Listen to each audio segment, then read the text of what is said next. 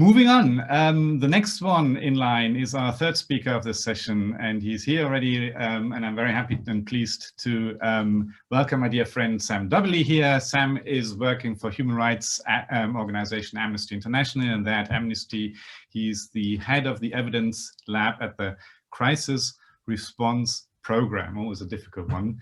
So he's a very experienced human rights investigator, and a part of this is also that he heads the so-called Digital Verification Core, which again is a collaboration among law schools from all over the world that also work collaboratively on detecting human rights abuses. By the way, they also use Truly Media for that.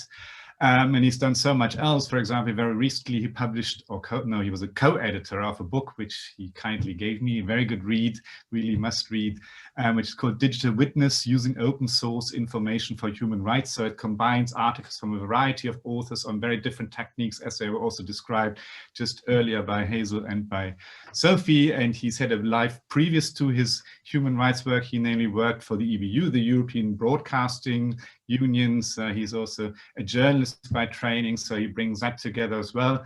And he's now going to talk about what all this means from a human rights perspective. And I know there's lots of similarities to journalistic work, but there's also a few differences in what they're focused on and what really matters to the work of a human rights investigator when it comes to using tools. And we've mentioned things like archiving, location, and also all the other. So he's going to talk about that and share his insights, and I'm very happy and glad to have him here with us. Over to you, Sam, the floor is yours, and go ahead. Thank you.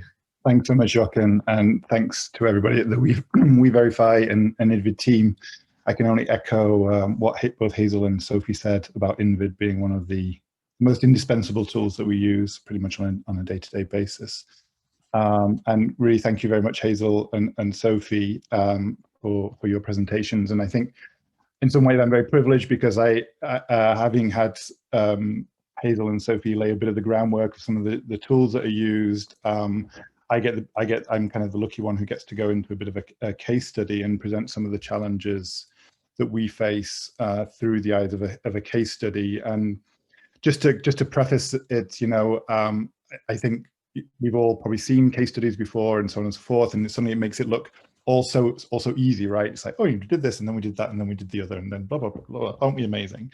So there may be an element of that in here because of time and because of the way we have to present case studies, but hopefully what I'll try and do is show some of the challenges and some of the ways we try to approach the problems, and hopefully gives people some kind of tips and techniques along the way of how we approach the problem.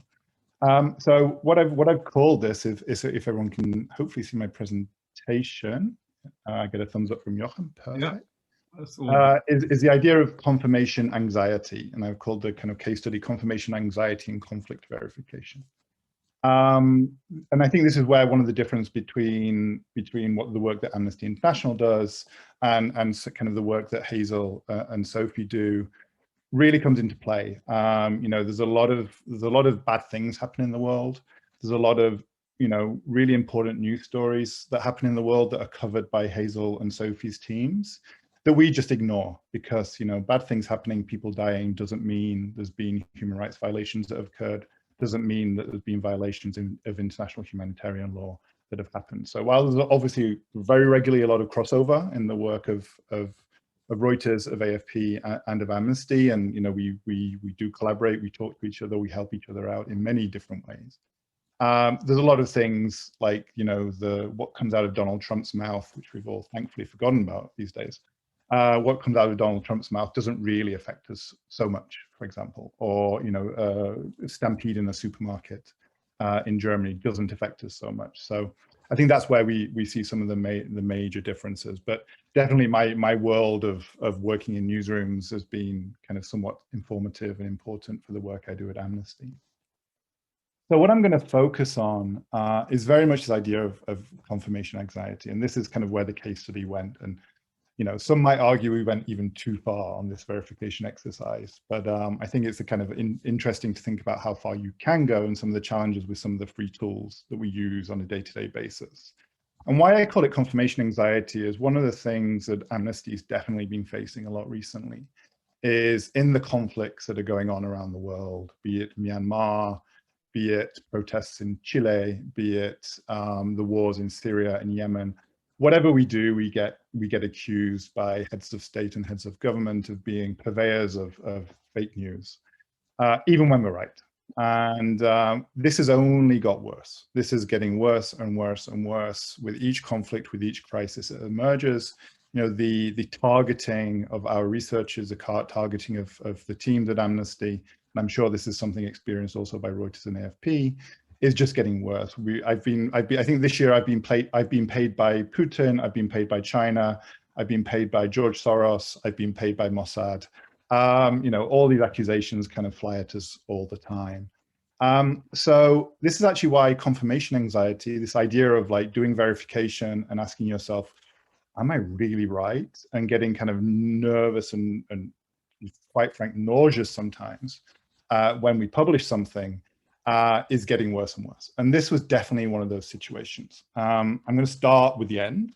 And this is a collaboration that we worked on that was published in April with CNN and Nema El-Baghir, the CNN senior international correspondent, who's done a lot of amazing work on the crisis in Tigray in Ethiopia.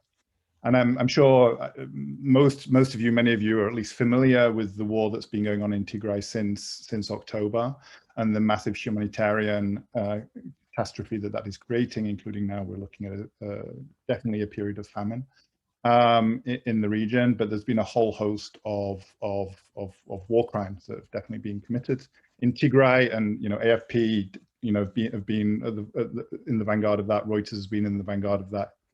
Some of the other AP as well, the news agencies have been in the vanguard of that and doing really important work. And we've been doing what we can there, as well. Yeah. Sorry, Sam, can I interrupt you? Are you moving slides already? I am. Can you not see CNN? No, we still have the introductory slide on the screen. Oh no, that is really frustrating. Okay, why could that Now we've got the CNN slide. Now you have the CNN slide. Well, I guess I'll proceed like this, which obviously I'm afraid you get not the full glory of my presentation, but I'm not a Zoom user. So yeah, there we go. I think we'll just have to proceed like this. This hasn't actually happened to me before, so I wonder what could be the cause. But anyway, we'll carry on like this in the interest of time. My apologies. So what we have here is, yeah, this collaboration we did with CNN. Which was an investigation into a massacre very close to a village called Mberi Dago in Ethiopia, where we think around 70 men were taken captive by the Ethiopian army and executed on this mountaintop. All we had that emerged was these 5 videos. I'm not going to show the videos because they are somewhat distressing. These 5 videos that emerged in late February, early March of this year, that we kind of set off on the challenge of verifying. There were several challenges here. Number one, telecommunications to the whole Tigray region had been cut. One of the first things the Ethiopian government did in October 2020, when the conflict started, was cut the telecommunications lines. So getting stuff out was very hard, and also talking to people was very hard. This is why a collaboration on this was very, very important, because we were unable to travel to Ethiopia. Our Ethiopia researcher, who's based in Nairobi, is Ethiopian, and there's a risk of him actually going to Ethiopia. And getting visas for other members of our team was proving very hard to actually get into Ethiopia. So we have these 5 videos, which came to around 7 minutes. And, you know, they are, as I said, very, very distressing. We ruled out pretty quickly that they weren't faked in any way. They weren't deep fakes. You know, we ruled out very quickly using reverse image search that they hadn't appeared online before. You know, the question of deep fakes and kind of like, yes, having Donald Trump speak or one person speak to a camera, we can construct a deep fake, but constructing this whole scenery with the amount of movement that's going on is still not really technologically possible yet. So this was very jittery footage. We were told that it had been leaked by a whistleblower, an Ethiopian soldier who had, you know, actually changed sides. So what we do is, when we kind of confront with this, was very little to go on, right? There's like 5 videos. We edit them all into one stream, et cetera, et cetera. One of the first things we ever do when we're kind of confronting a geolocation challenge like this is start to create a panorama. Now we talk about kind of tools, and there are lots of tools out there that kind of tell you that you can put your video into this tool and it will suddenly create a panorama out of it. I've never yet found one that works, so maybe that's a project for you guys. So what I do is I tend to take screenshots and drop them. This is what, you can actually see the sausage as it's made here. I literally drop them into Keynote and kind of play around with them until we get something of a panorama. And there's lots of gaps here because of the juddering nature of the video. This is a kind of collection of different videos as well, as I tried to piece it all together into one puzzle. This starts to give us an idea of kind of the landscape that this could be, right? There's very clear, there's a very clear kind of like precipices and things like that, and jutting out parts of landscape. I'm not a geographer, sorry, I'm not very good at this. So geography terminology here. But it went also, like, we had a 360-degree view of one of the scenes, so we could also look backwards, right? And I'm sorry, I've just covered up the corpses there that we see in the video. So one of the first things we did in this geolocation exercise was use shadows. And we often talk about shadows as helping us look for the time that something happened. Here we were using it in a slightly different way. I was using shadow analysis here to exclude areas that I knew I needed to search for. We'd had tip-offs of where this could be, but the tip-offs of the area was pretty large, right? It was like somewhere south of Axum, which is a town, a very famous town in Ethiopia. It's where the Ark of the Covenant is supposed to be kept. Somewhere south of Axum, somewhere north of another place. So it was a very large area, right? But what we could see in the satellite image that you see on the right here is that there was lots of kind of high flat lands, which is actually something we see in the video. So we're like, okay, it kind of could be roughly here kind of idea. So what we did was looked at the videos, and I made a a lot of verification. I think we have to be honest is about making assumptions and trying to prove if those assumptions are right or not. So looking at the videos, I made several assumptions. Number one, that this was happening before sunset. Right, it wasn't happening early in the morning, but it was happening somewhat before sunset. We can see that from the light, from the length of the shadows, that kind of thing. And so I kind of took the tool called SunCalc. You have a link to SunCalc if you don't know SunCalc at the bottom there. And kind of just started kind of looking at the general area, putting the pin in generally anywhere south of Axum, north of the other place whose name I forget right now. And kind of determine, well, if it had happened around 6 o'clock, and we were told it had happened in January, this event had happened in January. If it had happened around 4 o'clock in the evening, sorry, if it happened around 6 o'clock, it was already sunset. So we kind of we're like, okay, sunset's arriving. So let's slide this around.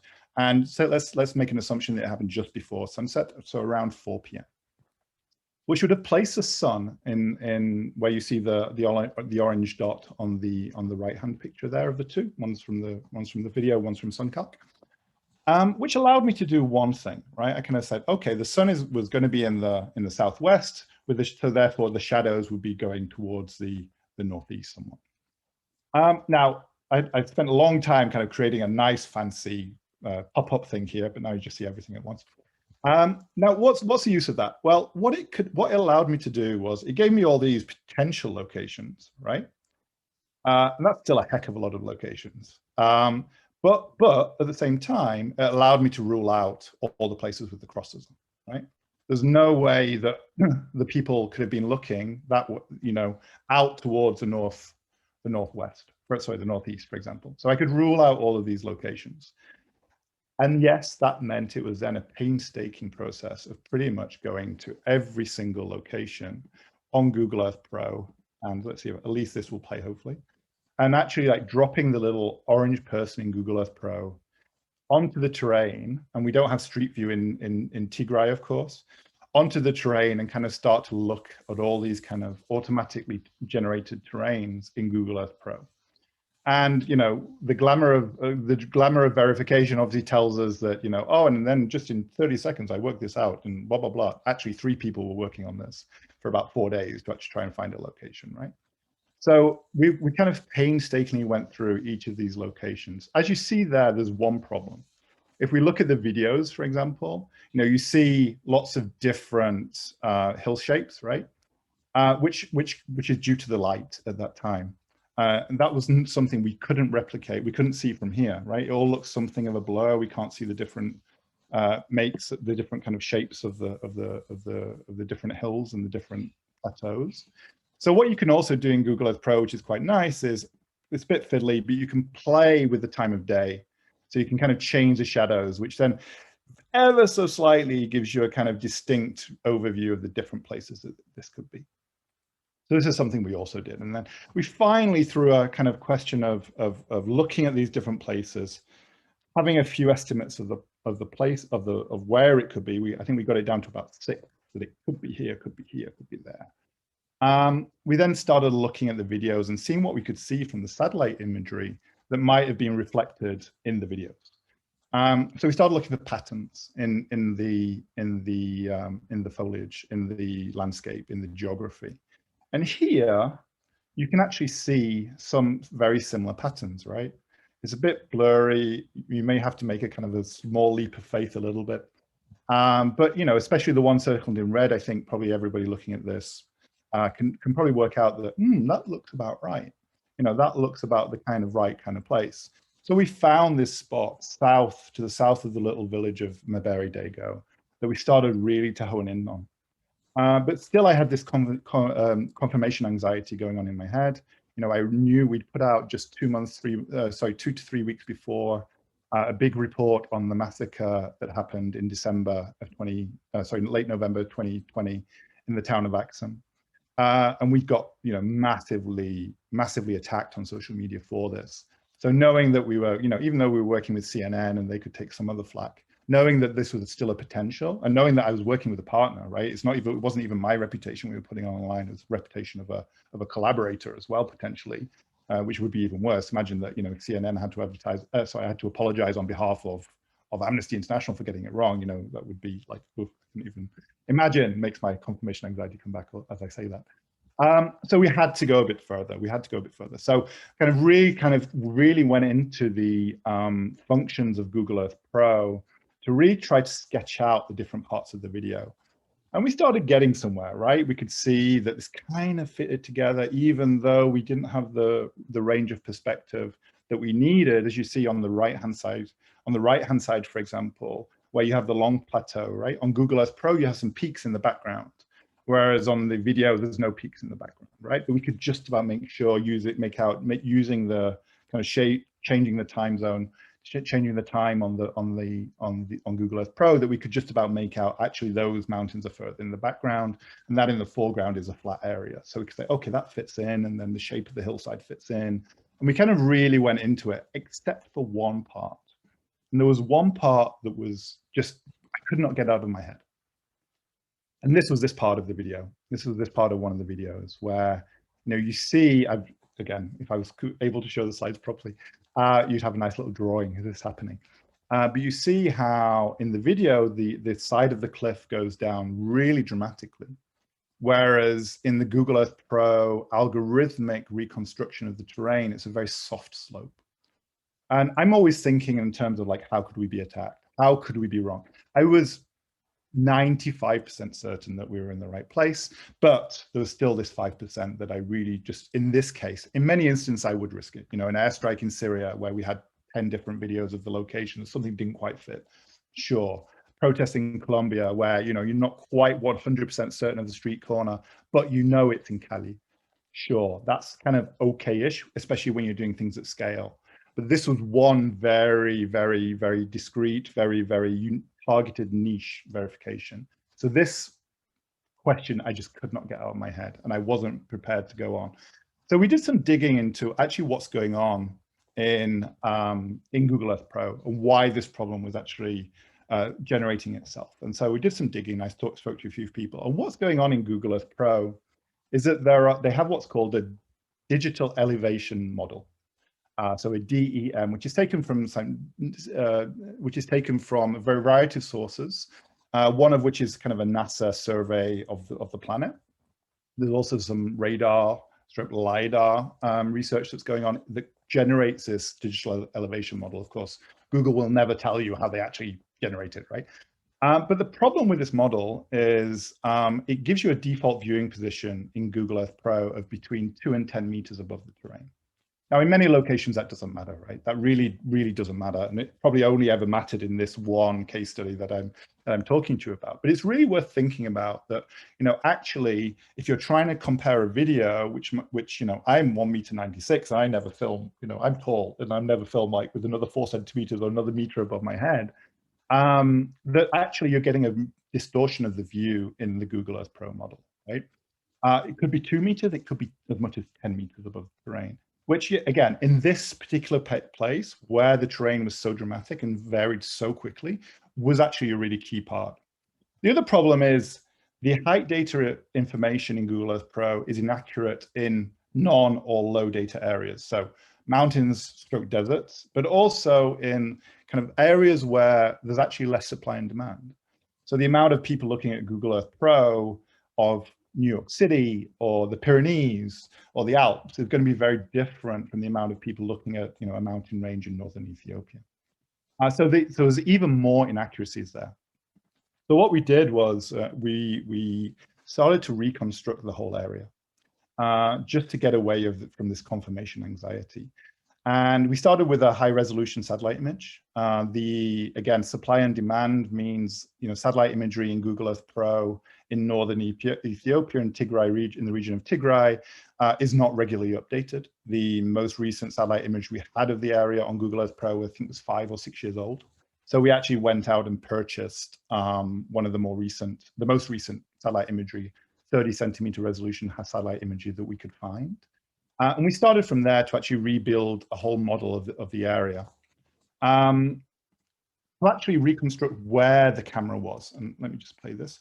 And what we were able to do is then, by reconstructing the whole area, was really start to kind of get the camera down to human level, which kind of started taking away this confirmation anxiety and allowed us to then actually map what we were seeing in the video, extracting changes that also Google Earth Pro wasn't able to give us in the field of view. So with taking away, thanks to the satellite image, mountains that were further in the background that kept distorting our vision in Google Earth Pro, and start to create, so that was supposed to loop, start to create actually the model of the area where we could then take elements of what we were seeing in the video and map it to the satellite imagery. This is the satellite imagery, to really get away from the fact that, there's no way that we can be attacked for being in the wrong place. So here you can see in the reconstruction in the middle, we have the frames from the video where we can map the green side of the landscape, for example. We can map the crevices or the farming in the valley in red that you can see there, and we can map the blue, which is the kind of mountains in the background, and then exclude mountains that are further back.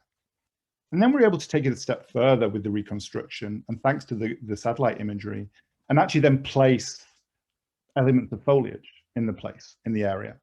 So then we could really go down into saying, okay, this bush is here, this bush is there, that bush is there, and then actually model it into saying, okay, then we know that if this bush is there and those bodies are there, we know exactly where this happened, right?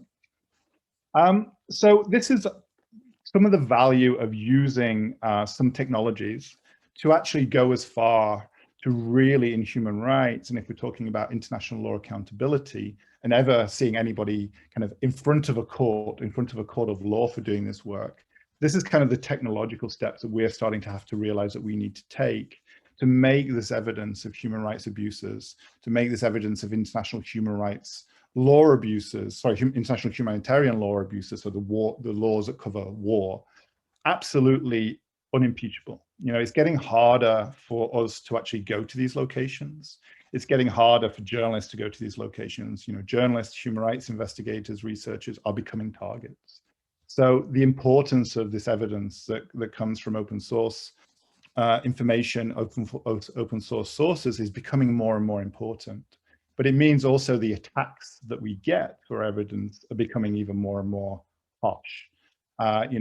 People want to avoid evidence like this. The Ethiopian government shut down telecommunications for a reason, to avoid these massacres coming to light.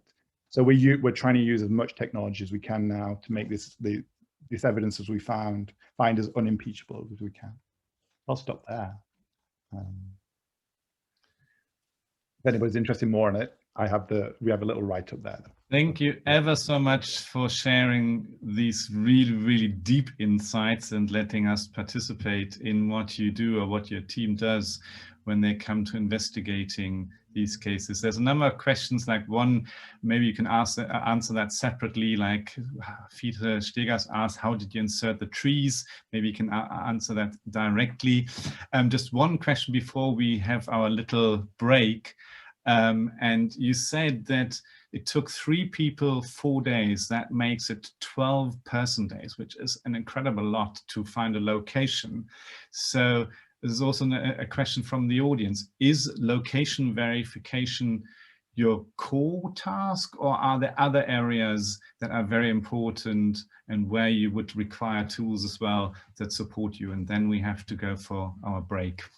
Sure. I mean, I think it really depends on the information you're trying to verify. You know, I think in this case, yes, it was. I think we needed to know exactly which hilltop this happened on. I think we needed to know exactly where these people died. I think, you know, there's a variety of reasons for that. What, number one, the world needs to know, but also, you know, also part of our role as a human rights organization is to also help the victims and the families of the victims, you know, achieve some justice, some closure, some understanding of what happened to their loved ones. So in this case, it's not always the case. There's sometimes other questions that need to be answered. So we spend a lot of time working on weapons identification. You know, where has this weapon come from? Who sold this weapon to this country? You know, did they do it at a time when there was a weapons embargo in place? We spend a lot of time doing that. We spend a lot of time kind of going through satellite imagery to try and find helicopters. We're doing that, you know, we've done that in all sorts of countries, like where did these helicopters come from? Can we find helicopters because there's a weapons embargo in this place that shouldn't be done?